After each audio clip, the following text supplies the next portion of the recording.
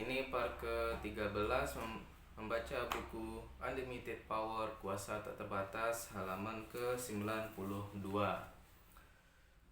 Bukanlah suatu kebetulan bahwa Anda mendengar sudut pandang yang sama berulang kali. Para peraih prestasi cenderung percaya bahwa apapun yang terjadi, entah itu baik atau buruk, mereka sendirilah yang menciptakannya. Kalau mereka bukan mengakibatkannya dengan tindakan-tindakan fisik, mungkin mereka mengakibatkannya dengan tingkatan serta pola umum pikiran mereka. Saya tidak tahu apakah ini benar. Tidak ada ilmuwan yang dapat membuktikan bahwa pikiran kita sendirilah yang menciptakan realita kita, tetapi itu adalah kebohongan yang bermanfaat.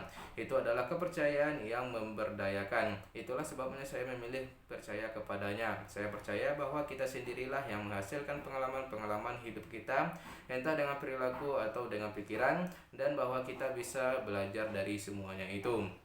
Kalau Anda tidak percaya bahwa Anda sendiri yang menciptakan dunia Anda, entah itu sukses atau gagal, maka Anda menjadi korban keadaan. Pokoknya segalanya terjadi kepada Anda. Anda menjadi objek, bukan subjek. Ketahuilah bahwa seandainya kepercayaan saya ini seperti itu, saya sudah akan minggat sekarang, mencari kebudayaan lain, dunia lain, planet lain. Untuk apa berada di sini kalau Anda hanyalah produk dari daya-daya acak dari luar? Bertanggung jawab itu menurut saya adalah salah satu ukuran terbaik tentang kuasa dan kematangan seseorang. Itu juga merupakan contoh tentang kepercayaan mendukung kepercayaan lainnya, tentang kemampuan sinergis dari sistem kepercayaan yang utuh. Kalau Anda tidak percaya kepada kegagalan, kalau Anda tahu Anda pasti mencapai hasil, bertanggung jawab tidak akan ada ruginya bagi Anda dan malah menguntungkan. Kalau Anda yang memegang kendali, Anda pasti sukses. John F. Kennedy mempunyai sistem kepercayaan ini. Dartel pernah mengatakan bahwa Kennedy menjadi pemimpin sejati selama insiden Bay of Pigs. Ketika ia berdiri di hadapan rakyat Amerika dan mengatakan bahwa insiden Bay of Pigs itu merupakan kejahatan yang seharusnya tidak pernah terjadi. Lalu ia bertanggung jawab penuh atasnya. Ketika ia melakukan itu, ia berubah dari seorang politikus muda menjadi pemimpin sejati. Kennedy melakukan apa yang harus dilakukan setiap pemimpin besar. Mereka yang bertanggung jawab itulah yang berkuasa. Mereka yang menghindari tanggung jawab itulah yang tidak berdaya. Prinsip tanggung jawab yang sama juga berlaku pada tingkatan pribadi. Kebanyakan orang pernah mencoba mengekspresikan emosi yang positif terhadap seseorang. Kita mencoba memberitahu seseorang bahwa kita mengasihinya atau bahwa kita mengerti masalah yang dihadapinya. Tetapi bukannya menangkap pesan yang positif itu, ia menangkap pesan yang negatif. Ia menjadi kecewa dan memusuhi. Seringkali kecenderungan kita adalah langsung kecewa, menyalahkannya, menuntut tanggung jawabnya atas itikat buruk yang tercipta. Itulah jalan keluar yang mudah, tetapi tidak selalu yang paling bijaksana. Faktanya adalah bahwa mungkin saja komunikasi Anda yang menjadi pemicunya. Anda masih dapat menghasilkan hasil komunikasi yang Anda inginkan kalau Anda ingat hasil Anda, yaitu perilaku yang Anda ingin ciptakan adalah terpulang kepada Anda sendiri untuk mengubah perilaku Anda, nada suara Anda, ekspresi wajah Anda, dan sebagainya. Katanya, makna komunikasi adalah respon yang Anda dapatkan. Dengan mengubah tindakan-tindakan Anda bisa mengubah komunikasi Anda. Dengan memelihara tanggung jawab, Anda pelihara kuasa untuk mengubah hasil yang Anda hasilkan. Kepercayaan keempat, tidaklah perlu memahami segalanya untuk dapat menggunakan segalanya. Banyak orang sukses hidup dengan satu lagi kepercayaan yang bermanfaat. Mereka tidak percaya bahwa mereka harus mengetahui segalanya tentang sesuatu untuk dapat menggunakannya. Mereka tahu bagaimana caranya menggunakan apa yang prinsip tanpa merasa perlu menekuni setiap detailnya. Kalau Anda pelajari orang-orang yang berkuasa, akan Anda temukan bahwa mereka mempunyai pengetahuan yang memadai tentang banyak hal, tetapi seringkali kurang menguasai segala detail usaha mereka. Telah kita bahas dalam bab pertama tentang bagaimana mempelajari modal bisa menghemat sumber daya kita yang tidak mungkin diganti, yaitu waktu. Dengan mengamati orang sukses untuk menemukan tindakan spesifik apa yang mereka ciptakan untuk menghasilkan hasil-hasil, kita mampu menduplikasikan tindakan-tindakan mereka dan oleh karenanya juga hasil-hasil mereka dalam waktu yang jauh lebih singkat. Waktu adalah salah satu dari hal-hal yang tidak mungkin diciptakan orang lain bagi Anda, tetapi para peraih prestasi pasti berhasil menghemat waktunya. Mereka ambil inti dari suatu situasi Mereka ambil apa yang mereka butuhkan dan mereka relakan yang selebihnya. Tentu kalau mereka penasaran tentang sesuatu, kalau mereka ingin memahami bagaimana cara kerja sebuah motor atau bagaimana sebuah produk dibuat, mereka gunakan waktu ekstra untuk mempelajarinya. Tetapi mereka selalu sadar berapa banyak yang mereka butuhkan. Mereka selalu tahu apa yang prinsip dan apa yang tidak prinsip. Saya berani tahu saya berani taruhan bahwa seandainya saya minta Anda menjelaskan cara kerja listrik, Anda akan melongo atau paling banter memberikan jawaban yang tidak jelas. Tetapi Anda tetap senang menyalakan lampu lewat saklarnya. Saya ragu Anda duduk di rumah sekarang ini membaca buku ini dengan penerangan lilin. Orang sukses itu luar biasa pandai membedakan antara apa yang perlu mereka pahami dan apa yang tidak perlu. Agar efektif menggunakan informasi dalam buku ini, agar efektif menggunakan segalanya adanya dalam kehidupan ini, seharusnya Anda temukan bahwa ada keseimbangan antara pengguna dan pengetahuan. Anda boleh saja menghabiskan seluruh waktu Anda mempelajari akar-akarnya, atau Anda bisa juga belajar memetik buahnya saja. Orang sukses belum tentu paling banyak informasinya, belum tentu paling tahu. Mungkin banyak ilmuwan dan insinyur di Stanford dan Caltech yang lebih tahu soal sirkuit komputer daripada Steve Jobs atau Steve Wozniak. Tetapi mereka salah satu orang yang paling efektif menggunakan apa yang mereka miliki. Mereka lah yang mendapatkan hasil-hasil. Kepercayaan kelima adalah manusia itu sumber daya Anda yang terbesar. Individu yang meraih kesempurnaan, yaitu mereka yang menghasilkan hasil-hasil luar biasa hampir secara universal, mempunyai penghormatan dan penghargaan yang sangat besar terhadap sesamanya. Mereka mempunyai kesadaran tim, kesadaran akan kesamaan maksud dan persatuan. Kalau ada wawasan inti dalam buku-buku bisnis generasi baru seperti Innovation and Entrepreneurship in Search of Excellence atau The One Minute Manager, itu adalah bahwa tidak ada sukses yang langgeng tanpa simpati antara sesama manusia. Bahwa jalan menuju sukses adalah membentuk tim yang sukses bekerja sama. Kita semua telah melihat laporan tentang pabrik-pabrik di Jepang, di mana para pekerja serta manajemennya makan di kafeteria yang sama dan di mana keduanya mempunyai masukan dalam mengevaluasikan performa. Sukses mereka mencerminkan keajaiban yang bisa dicapai ketika kita menghormati sesama daripada mencoba memanipulasi mereka. Ketika Thomas D. Peter dan Robert H. Waterman Jr. penulis In Search of Excellence menyaring faktor-faktor yang menjadikan perusahaan-perusahaan itu hebat, salah satu kunci yang mereka temukan adalah perhatian penuh terhadap sesama. Tidak ada tema yang lebih menonjol di perusahaan-perusahaan yang meraih kesempurnaan itu daripada penghormatan terhadap individu. Demikian mereka menulis, perusahaan-perusahaan yang sukses adalah perusahaan-perusahaan yang memperlakukan sumber daya manusia dengan hormat dan bermartabat. Perusahaan-perusahaan yang memandang karyawan-karyawannya sebagai mitra dan bukan sebagai alat. Mereka mengatakan bahwa dalam sebuah studi, 18 dari 20 eksekutif Hewlett Packard yang diwawancari mengatakan bahwa sukses perusahaan tergantung kepada filosofi HP yang berorientasi kepada sumber daya manusia. HP bukanlah perusahaan mengecer yang berurusan dengan publik atau perusahaan jasa yang mengandalkan itikat baik.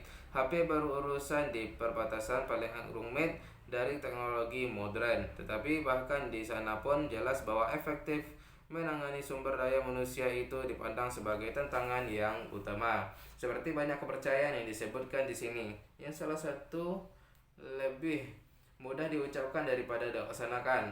Mudah saja kita mengatakan bahwa kita mendukung ide memperlakukan sesama entah dalam keluarga ataupun bisnis Anda dengan hormat, tetapi itu tidaklah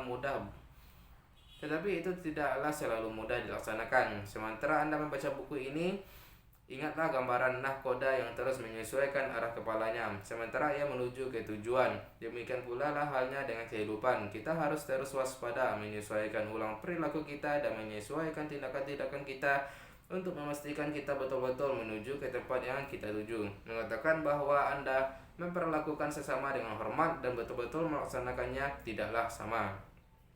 Mereka yang sukses adalah yang paling efektif mengatakan kepada sesamanya, bagaimana kita bisa mengerjakan ini dengan lebih baik, bagaimanakah kita memperbaiki ini, bagaimanakah kita bisa menghasilkan hasil-hasil yang lebih hebat. Mereka tahu bahwa satu orang sendirian, seberapa brilian pun akan sangat sulit mengimbangi talenta kolaboratif dari sebuah tim yang efektif. Kepercayaan keenam, bekerja itu sama dengan bermain. Apakah Anda kenal seseorang yang sampai sukses luar biasa dengan mengerjakan pekerjaan yang dibencinya? Saya tidak. Salah satu kunci sukses adalah menikahkan dengan sukses antara pekerjaan Anda dengan apa yang Anda senangi. Pablo Picasso mengatakan, ketika sedang bekerja saya rileks, tidak mengerjakan apa-apa atau melayani tamu tamu membuat saya lelah. Mungkin kita tidak melukis sepandai Picasso, tetapi kita semua bisa berusaha sebisa kita untuk menemukan pekerjaan yang membangkitkan semangat kita. Dan kita bisa membawa kepada apapun yang kita kerjakan di tempat kerja itu aspek-aspek dari apa yang kita kerjakan ketika bermain. Mark Twain mengatakan rahasia sukses adalah menjadikan pekerjaan Anda liburan Anda. Itulah yang tampaknya dilakukan orang sukses. Kita banyak mendengar soal pecandu kerja sekarang ini, dan ada orang yang pekerjaannya menjadi obsesi yang tidak sehat. Tampaknya mereka tidak mendapatkan kesenangan apapun dari pekerjaan mereka, tetapi mereka sampai pada titik di mana mereka tidak bisa mengerjakan apapun lagi. Para periset menemukan hal-hal mengejutkan soal sementara pecandu kerja. Ada orang yang tampaknya secara maniak terfokus kepada pekerjaannya karena memang menyenanginya, itu menantangnya, membangkitkan semangatnya, menjadikan kehidupannya lebih kaya. Mereka cenderung memandang pekerjaannya seperti kebanyakan orang memandang waktu bermain. Mereka memandangnya sebagai cara untuk mengembangkan diri, mempelajari hal-hal baru, menjelajahi cara-cara baru. Apakah ada jabatan yang lebih kondusif daripada yang lain dalam hal ini? Tentu, kuncinya adalah berusaha meraih jabatan seperti itu. Salah satu spiral menaik itu bekerja di sini. Kalau Anda bisa menemukan cara-cara kreatif untuk melaksanakan pekerjaan Anda, itu akan membantu Anda ke arah pekerjaan yang bahkan lebih baik lagi. Kalau Anda putuskan bahwa bekerja itu hanyalah suatu keharusan, hanya suatu cara untuk mencari nafkah, kemungkinan besar pekerjaan Anda tidak akan menjadi lebih daripada itu. Kita telah membicarakan soal sifat sinergis dari sistem kepercayaan yang utuh. Bagaimana kepercayaan yang positif mendukung kepercayaan positif lainnya.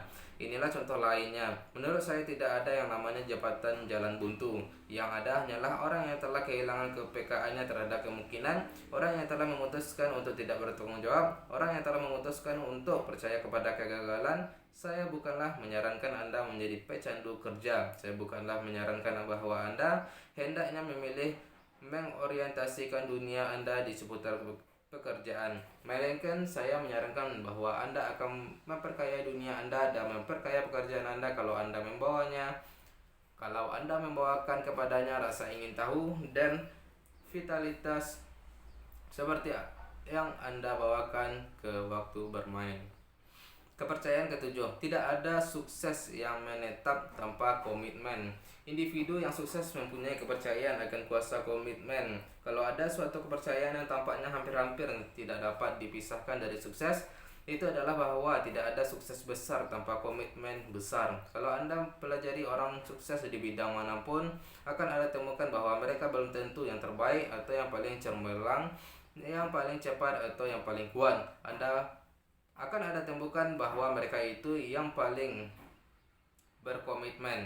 Penari balet Rusia Anna Pavlova pernah mengatakan, mengikuti suatu saran tanpa henti di sanalah rahasia sukses. Itu hanyalah cara lain untuk menyatakan rumusan sukses paling hakiki. Ketahuilah hasil akhir Anda, pelajari model dari apa yang efektif, ambillah tindakan.